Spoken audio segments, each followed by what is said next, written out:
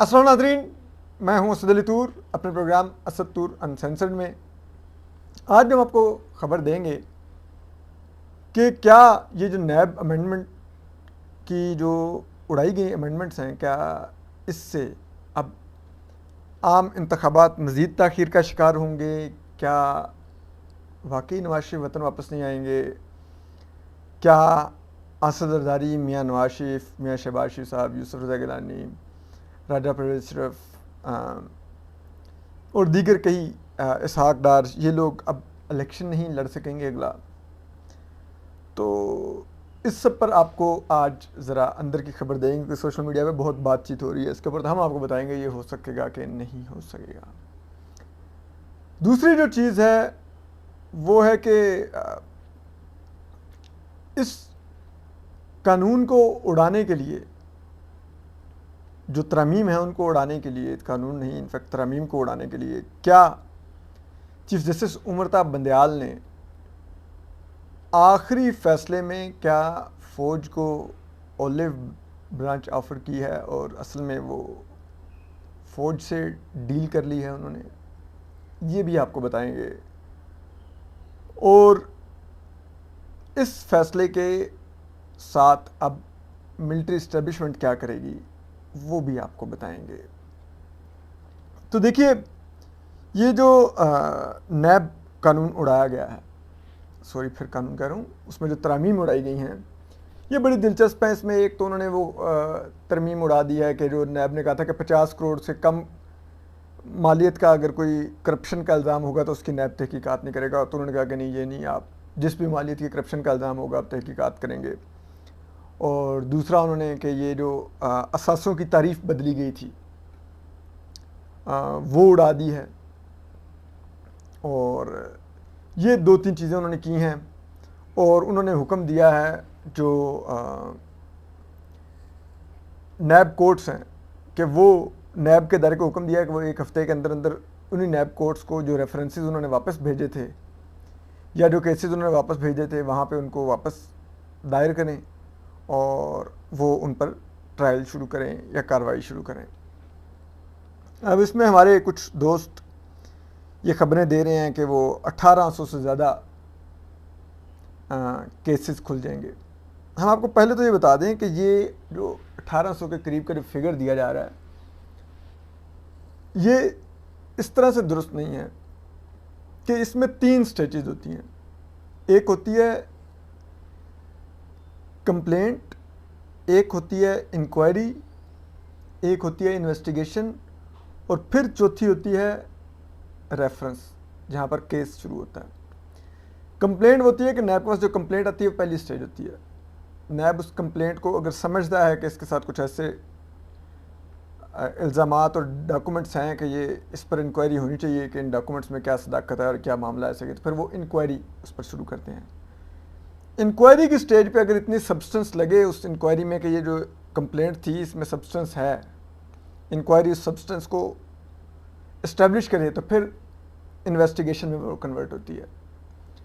Investigation का मतलब ये होता है कि फिर नैब शवाहिद इकट्ठे करता है और उनको यकीन होता है कि इस बंदे ने कुछ किया है ऐसा और इसमें कुछ करप्शन या घपला या इख्तियारात का नाजायज़ इस्तेमाल है। तो फिर वो इन्वेस्टिगेशन में शवाहिद इकट्ठे करके जब वो शवाहिद भी मिल जाते हैं उसके, तो फिर वो उसको रेफरेंस में कन्वर्ट करके कोर्ट में दायर कर देते हैं। और फिर कोर्ट में ट्रायल होकर उन शवाहिद की बुनियाद पे अगर नैब अपना केस साबित करने में कामयाब होता है कि जो उन्होंने शवाहिद साबित इकट्ठे किए हैं उसके मुताबिक ये बंदा वाकई गिल्टी है, तो फिर कोर्ट उसको गिल्टी करके जो भी सज़ा उस नैब ऑर्डिनेंस के मुताबिक, नैब कानून के मुताबिक होती है, वो सुनाती है। लेकिन जो 1800 हैं ये तमाम के तमाम रेफरेंसेस नहीं हैं। इनमें से कुछ शिकायतें हैं, कुछ वो हैं इंक्वायरीज की स्टेज पर हैं, कुछ इन्वेस्टिगेशन की स्टेज पर हैं और बहुत कम ऐसे हैं जो रेफरेंस की स्टेज पर हैं। ठीक है, तो इसलिए इसका कोई बड़ा इम्पेक्ट नहीं होगा इमीडिएटली कि आप ये जो कामरान खान साहब चीखने लगे, मैंने कहा हो अब तो इलेक्शन भी मुश्किल हो गया, अब इसका भी फ्यूचर ख़त्म हो गया, इसका भी हो गया, ये भी इसका भी केस खुलेगा, इसका भी केस खुलेगा, इसका भी केस खुलेगा। नहीं, ये चीज़ें जितना इसका इंप्रेशन कीजिए वो नहीं है। फिर दूसरी चीज़ ये है कि अब इसमें किन किन के खिलाफ ये खुलेंगे, लाइक किसी के खिलाफ इंक्वायरी अब बहाल होगी, किसी के खिलाफ कंप्लेंट वापस रजिस्टर कर ली जाएगी, किसी के खिलाफ इन्वेस्टिगेशन दोबारा शुरू कर दी जाएगी किसी रेफरेंस में। तो इस तरह से होगा। तो उसमें जो लोग होंगे उसमें साबिक वज़ीर-ए-आज़म शहबाज शरीफ साहब होंगे, साबिक वज़ीर-ए-आज़म शहबाज शरीफ साहब के बेटे और साबिक वज़ीर-ए-आला पंजाब चंद अरसे के लिए जो बने थे, चंद हफ्तों के लिए, हमजा शहबाज वो होंगे, साबिक सदर आसिफ जरदारी होंगे, उनके करीबी साथी शुगर के किंग वहाँ के कराची सिंध के अनवर मजीद और उनके बेटे अब्दुल गनी मजीद होंगे, राजा परवेज़ अशरफ होंगे जो साबिक वज़ीर-ए-आज़म रहे हैं, शौकत तरीन होंगे जो साबिक वज़ीर ख़जाना रहे हैं पीटीआई के दौर में, यूसुफ रज़ा गिलानी होंगे साबिक वज़ीर-ए-आज़म रहे हैं, सेनेटर रुबीना खालिद साहिबा होंगी, सेनेटर यूसुफ बलोच साहब होंगे, सलीम मांडीवाला साहब होंगे, प्रोविंशियल मिनिस्टर रहमत अली साहब वो होंगे, असफत यार खान काकर साहब होंगे, फिर पंजाब के साबिक स्पीकर जो पीटीआई के दौर में थे सब्तान खान साहब वो होंगे, साबिक वज़ीर-ए-आला बलूचिस्तान नवाब असलम रईसानी होंगे, लश्करी रईसानी साहब होंगे, अरबाब आलमगीर साहब होंगे, ठीक है। फिर जो तोशा खाना रेफरेंस है साबिक वज़ीर-ए-आज़म यूसुफ रज़ा गिलानी और साबिक वज़ीर-ए-आज़म नवाज शरीफ साहब के ख़िलाफ़, वो भी होगा, खुलेगा। फिर इसी तरह जो इमरान खान साहब के टेन्योर में भी अमेंडमेंट करके नैब लॉ में कुछ लोगों को बचाया गया था, उनमें सैफुल्लाह बंगिश साहब हैं, गिलानी साहब हैं, अशरफ साहब हैं, साबिक वज़ीर-ए-आज़म शौकत अजीज़ साहब हैं, फिर लियाकत जतोई साहब हैं, फिर lieutenant general retired Javed Ashraf Qazi साहब हैं, फिर lieutenant general retired Saeed Zafar साहब हैं, फिर मेजर जनरल हामिद हसन साहब हैं, फिर जो सरदार मेहताब अब्बासी हैं वो हैं।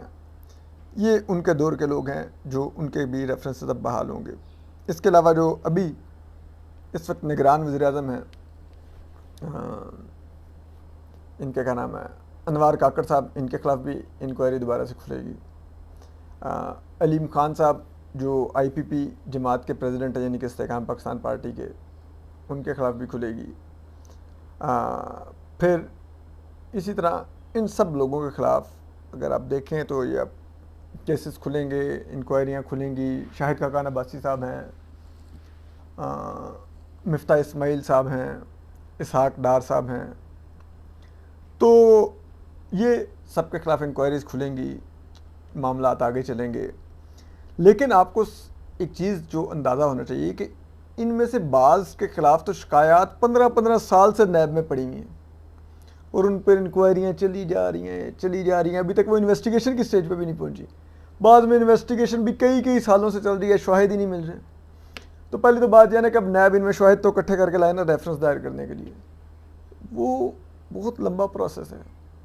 इलेक्शन अगले कुछ माह में होने जा रहे हैं, तो ये रिटर्न हो भी तो ये कोई बड़ी रॉकेट साइंस नहीं है, कुछ इसमें ऐसा नहीं होने जा रहा तल का केस के, जिसे कहते हैं ना कि इन लोगों के लिए मुश्किल। ये मुश्किलात तब होती हैं कि इन लोगों की इन रेफरेंसेस में इनके खिलाफ रेफरेंस दायर होते हैं, फैसले के करीब पहुंचे होते हैं मामलात और इनकी कन्विक्शन होनी होती इन रेफरेंसेस में। तो फिर तो आप कहते हैं कि ओहो ये तो कन्विक्ट होकर डिस्क्वालीफाई हो जाएंगे, तो ना इमरान खान इलेक्शन की दौड़ में होगा, ना नवाज शरीफ होगा, ना शहबाज शरीफ होगा, ना आसिफ जरदारी होगा, ना वो जिसे कहते हैं यूसुफ रज़ा गिलानी होंगे, ना राजा परवेज़ अशरफ होंगे, ना कोई और होगा। तो गलियां हो जाएंगी सुनियाँ, तो फिर बीच में अकेला जहांगीर तरीन नाचता फिरेगा या परवेज़ खटक धमाले डालता फिरेगा, फिर तो चलें समझ आती। लेकिन ऐसा नहीं है। तो ये तमाम के तमाम सिर्फ इंक्वायरीज़ हैं, ये उस तरह से केसेस नहीं हैं जो बड़े लीथल हों, ठीक है। अब इसमें जो एक चीज़ और जो बड़ी अहम है कि आप ये देखिए कि जिस दिन ये पिछले साल जून में ये केस टेकअप हुआ था, पिछले जून में या मेरे ख्याल में इस साल, हाँ, तो उस वक्त ही पिछले साल जून में मेरे ख्याल में, हाँ। तो उस ही वक्त सब ने बता दिया था कि ये 3 रुकनी बेंच में 2-1 का फैसला है। हम सबको पता था कि ये चीफ जस्टिस उमर अता बंदयाल साहब और जस्टिस एजाजुल हसन इमरान खान की पिटीशन के हक में फैसला देंगे और justice Mansoor Ali Shah dissenting note देंगे। हमने ये पूरी समातें कवर की पूरी तरह। चीफ जस्टिस उमर अता बंदयाल साहब और जस्टिस एजाजुल हसन साहब वो ये केस सुनते हुए बिल्कुल इमरान खान साहब के वकील लग रहे थे। जो दलाइल इमरान खान साहब कंटेनर पर देते हैं वो कोर्ट रूम में देने लगे हुए थे कि ये पॉलिटिशियंस ने अपने आप को फ़ायदा पहुंचाया, क्या किया। जैसे मंसूर अली शाह बड़े कंसिस्टेंट थे क्योंकि ये केस दायर हुआ था आर्टिकल 184(3) के तहत पीटीआई ने दायर किया था इमरान खान साहब ने। तो आर्टिकल 184(3) में आप अवामी मुफाद के केसेस उठाते हैं कि जहाँ पे अवामी मुफाद को मुतासर हुआ हो, किसी कमज़ोर के को नुकसान पहुँचा हो। यहाँ पर जस्टिस मंसूर अली शाह कहते थे कि इसमें अवामी मुफाद का क्या मैटर है, आप बताइए। एक दिन भी ख्वाजा हारिस साहब जो इमरान खान साहब के वकील थे वो नहीं ये साबित कर सके कि ये बुनियादी हकूक़ का केस है या ये अवामी मुफाद का केस है। एक दिन नहीं वो साबित कर सके, एक दिन नहीं वो आर्गूमेंट दे सके। यहाँ तक कि चीफ जस्टिस उमर अता बंदयाल साहब और जस्टिस एजाजुल हसन को फिर यूँ करना पड़ता कि वो सवाल मंसूर अली शाह साहब पूछते, जस्टिस मंसूर अली शाह जो मोअज़्ज़ज़ जज हैं वो इमरान खान के वकील ख्वाजा हारिस से, जवाब चीफ जस्टिस उमर अता बंदयाल साहब और जस्टिस एजाजुल हसन दे रहे होते थे इमरान खान के वकील से पहले कि नहीं देखें अगर इनडायरेक्टली भी ये बुनियादी हकूक़ का केस बनता है, अगर इनडायरेक्टली भी देखें अगर ये पैसा चोरी हुआ है तो पैसा तो अवाम का ही होता है ना, तो फिर अवामी मुफाद ही होगा ना। तो ये मतलब ठीक है। इवन के जस्टिस मंसूर अली शाह ने यहाँ तक कहा कि ये तो ऐसा लग रहा है कि हम ज़बरदस्ती इसके अंदर बुनियादी हकूक़ और अवामी मुफाद ढूंढ रहे हैं, जोर लगा लगा के। फिर सबसे मज़े खेज बात आप देखिए कि इस सब के अंदर इमरान खान साहब को तो आगे इलेक्शन की दौड़ से बाहर कर दिया है मिलिट्री एस्टेब्लिशमेंट ने। अब उन्होंने जो बाजू मरोड़नी थी वो पीपल्स पार्टी और नून लीग की मरोड़नी थी। अब इन केसेस और इन इंक्वायरी के खुलने से होगा क्या कि जो फौज की बार्गेनिंग चिप है इन जमातों के साथ, नून लीग और पीपल्स पार्टी के साथ, वो मजीद स्ट्रांग हो जाएगी और वो जो एक इंजीनियरिंग करके इन दोनों जमातों को भी कट टू साइज करके एक तीसरी कुव्वत खड़ी करना चाह रहे हैं, वो फिर उसको खड़ी करेंगे। वो तीसरी कुव्वत जहांगीर तरीन भी हैं, वो तीसरी कुव्वत परवेज़ खटक भी हैं, तो फिर उनके ऊपर ज़्यादा काम करेंगे और इन दोनों को कट टू साइज करेंगे।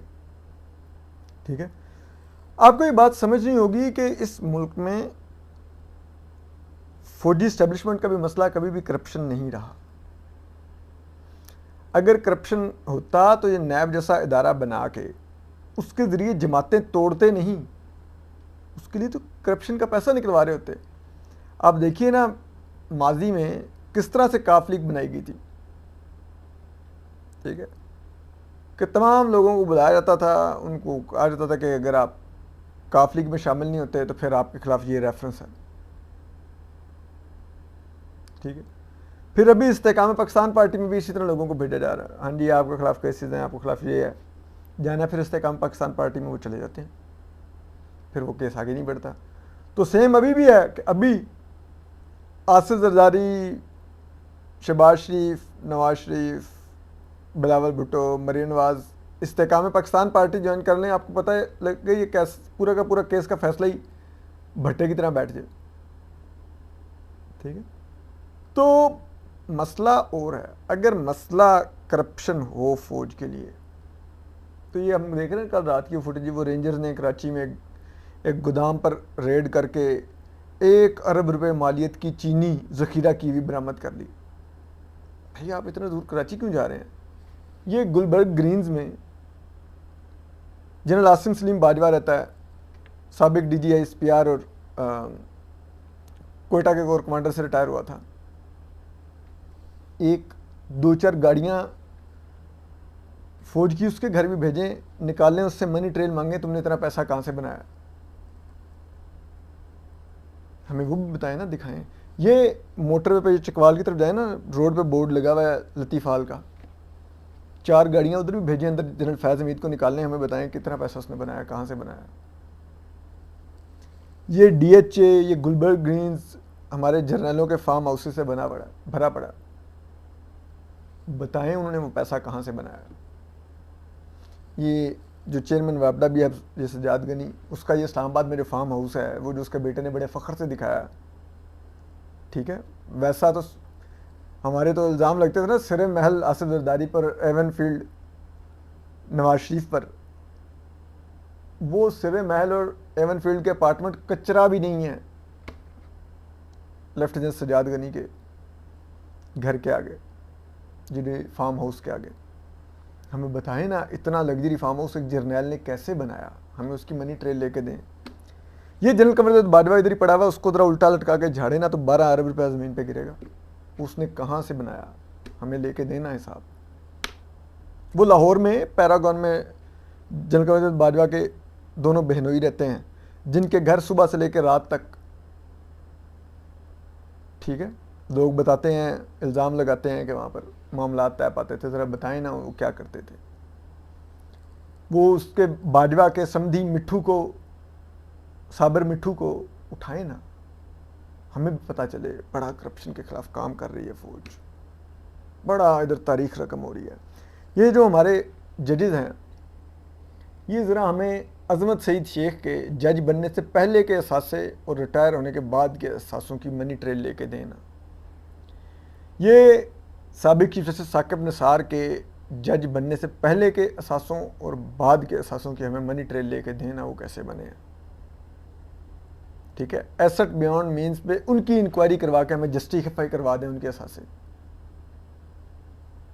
ठीक है। तो हम भी कहेंगे वाह वाह वाह वाह वाह वाह वाह, इकबाल बुलंद हुजूर का, ठीक है। ये बहुत आसान है पॉलिटिकल इंजीनियरिंग के लिए, आप इस तरह का एक टूल दे दें। अब मिलिट्री एस्टेब्लिशमेंट क्या करेगी, अब इन सब जमातों को ब्लैकमेल करेगी और फिर उनको अपनी मर्जी के इलेक्शन रिजल्ट और पॉलिटिकल इंजीनियरिंग पर राज़ी करेगी और वो चूं भी नहीं कर सकेंगे।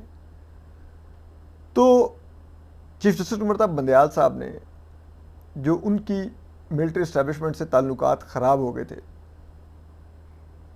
इमरान खान साहब को फैसिलिटेट करते करते, उन ताल्लुकात को रिपेयर करने के लिए उन्होंने ये फैसला दिया है।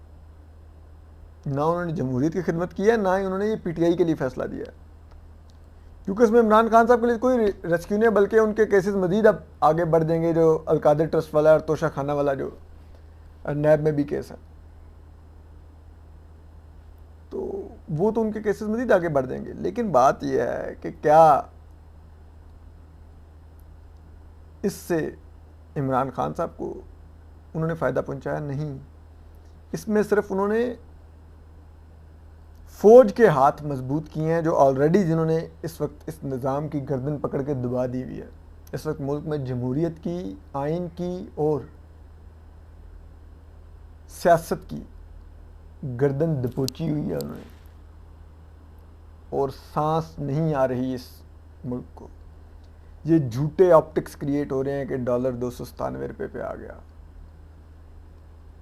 25 अरब डॉलर सऊदी अरब से आ रहा है, कुल 75 अरब डॉलर की सरमायाकारी आ रही है। डॉन की सबसे इंटरेस्टिंग स्टोरी है कि वज़ीर ख़जाना शमशाद अख्तर साहब से डॉन पिछले कई दिन से उनसे पूछ रहा था कि जी आप बताएं, ये जो 70 अरब डॉलर का फिगर दिया जा रहा है कि मुल्क में सरमायाकारी आ रही है बैरून मुल्क से, दोस्त ममालिक से, इसका ज़रा ब्रेक डाउन दें कि ये SIFC में, जो कि जनरल आसिम मुनीर का ब्रेन चाइल्ड है, उसके ज़रिए ये सरमायाकारी कैसे आनी है और कितनी मुद्दत में आनी है और किस किस मुल्क से कितनी आनी है। वज़ीर ख़जाना शमशाद अख्तर साहिबा ने जवाब ही नहीं दिया, क्योंकि उनके पास जवाब है ही नहीं है कि भाई ये तो फिगर्स हवा में है, हमें तो खुद को नहीं पता कहाँ से आ रहे हैं, पैसे कब आ रहे हैं, आने ही नहीं है, क्योंकि ये तो नज़र का धोखा है इस अवाम को। वो जो अभी जनरल आसिम मुनीर से जो बिजनेसमैन लाहौर में मिले हैं और कराची में मिले हैं, उनमें से एक बिजनेसमैन ने भी इस स्टोरी में बताया हुआ है कि भाई हमें कहा तो गया ये कि ये इतने अरब डॉलर की सरमायाकारी आ रही है, लेकिन ये नहीं आ सकती, ये मुमकिन ही नहीं है। तो ये मुल्क अंदर से खोखला हो चुका है। अब इस मुल्क में सियासत, जमहूरियत और आइन को इम्पोर्टेंट किया जा रहा है, हमेशा के लिए नामर्द बनाया जा रहा है, ताकि कभी दोबारा इस मुल्क में कोई सियासतदान आइन और जमहूरियत के लिए सर ना उठा सके। अब एक बची खुची उम्मीद, वो भी कुछ दिनों में क्लियर हो जाएगी। वो होंगे आने वाले चीफ जस्टिस कादी फायजी साहब, और उनके सामने उनके predecessor chief justice Murtaza Bandial साहब तो फ़ौज को फैसिलिटेट करके जा रहे हैं। अब जबकि इसके ख़िलाफ़ ज़ाहिरी बात है एक नज़र षानी की अपील दायर होगी, उस पर जस्टिस कादी फायजी साहब का बनाया हुआ बेंच और उनका दिया हुआ फ़ैसला बहुत मैटर करेगा। अपना ख्याल रखिए। अल्लाह हाफिज़।